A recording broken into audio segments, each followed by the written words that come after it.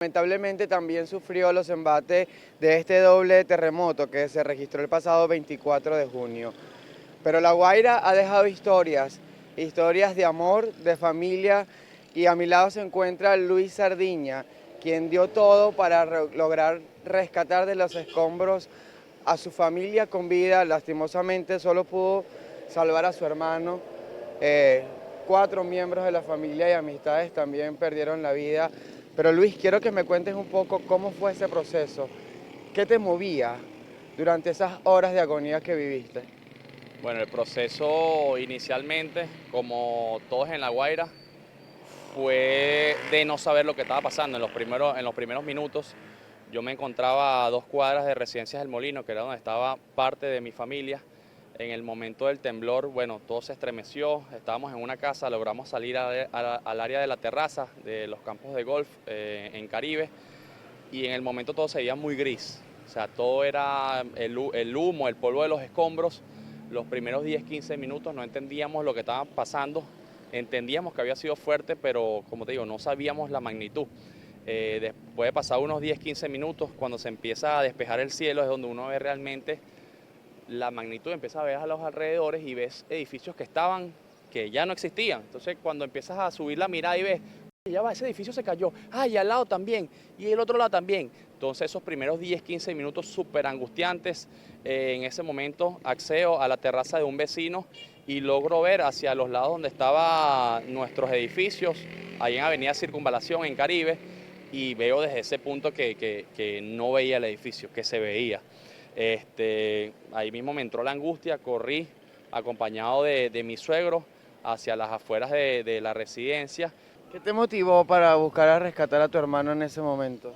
Mira, en el momento cuando vi eso, mis pensamientos fueron, después de unos minutos, mira, pana, o sea, que el edificio está devastado, pero si hay una persona que es fuerte, tanto física como mentalmente, a sobrevivir esto, es mi hermano Víctor con su familia, y eso fue parte de lo que me motivó a subirme al edificio, a entrar, intentar entrar placa por placa, sin entender mucho dónde había quedado cada piso, porque el edificio se devastó completamente y ya no sabía si estabas en el piso 8 o en el piso 6 o en el 4. Ellos estaban en el 4.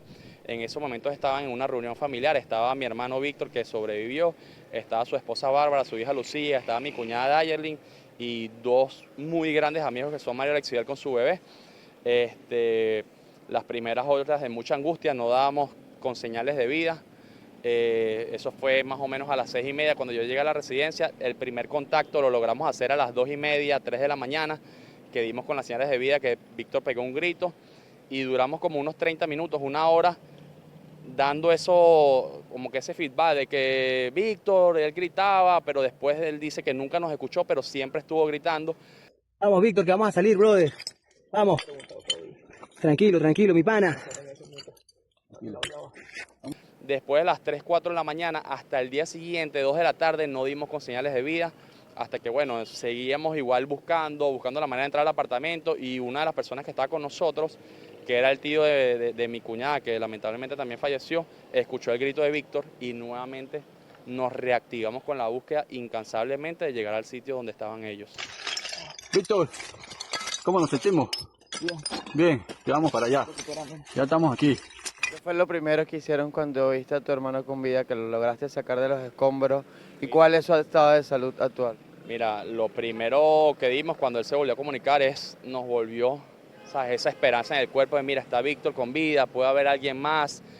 Pasaron entre 35 y 36 horas hasta que logramos conseguir a Víctor con vida. Las primeras 30 horas estuvimos solos, como civiles, con pala, pico, nos prestaron un retromartillo, logramos socavar unas vigas, pero llegó un punto que ya sin conocimientos de rescate era difícil llegar al sitio, y fue donde, posterior a que llegaran los rescatistas de Mérida, nosotros internamente estábamos con otras personas que nos estaban ayudando a rescatar. Hubo también la falsa alerta de tsunami. Entonces, cuando sentíamos que ya estábamos con Víctor, ya lo íbamos a rescatar, hubo una alerta falsa de tsunami, donde estas personas que nos están apoyando se retiraron del sitio, nos dejaron solos, y milagrosamente, pasada una hora, llegó el equipo de rescate de Mérida, que de verdad que son seres humanos maravillosos, que hicieron todo el esfuerzo sin tener maquinarias en equipo, porque al final estaban trabajando con las pocas cosas que teníamos, logramos rescatarlo con vida. 1, 2, 3. Ya saliste, Víctor, ya saliste, ya.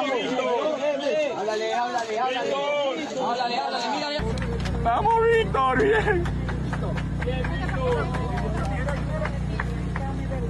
¿Cuál es el estado de salud actual de tu hermano y cómo se replantean ahora, después de este hecho, la vida? Mira, el estado actual de Víctor, él está todavía hospitalizado, pero con mejoras.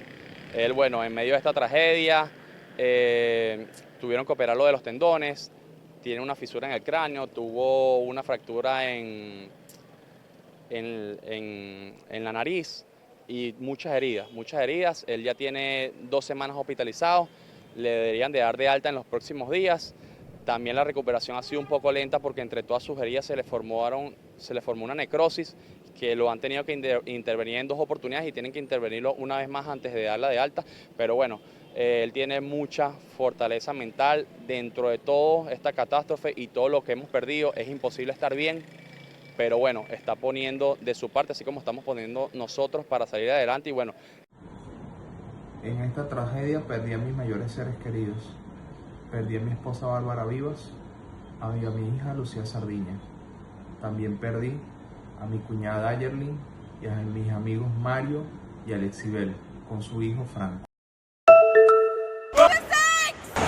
La pasarela de la moda mundialista. A ver qué tanta creatividad le metieron los aficionados de Noruega e Inglaterra. Gorros en tendencia, tanto para los vikingos y los ingleses. Banderas amarradas, no importa el país, como no importan los cuernos. Los mexicanos trajeron unos hechos a mano, todo por sed de venganza para cobrar la derrota en el Azteca. Bueno, esta historia se la inventó Héctor. No sé si sabías la historia reciente, un barco noruego se perdió, llegó a costas de México y hubo ahí una simbiosis curiosa. Y pues aquí estamos apoyando a México y a Noruega. Su merced Noruega se pegó la bandera y hasta linda le quedó. Y ahora el ensayito del RU.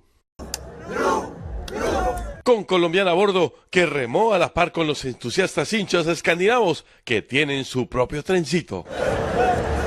Solo que Inglaterra y en especial Bellingham les cambió el destino.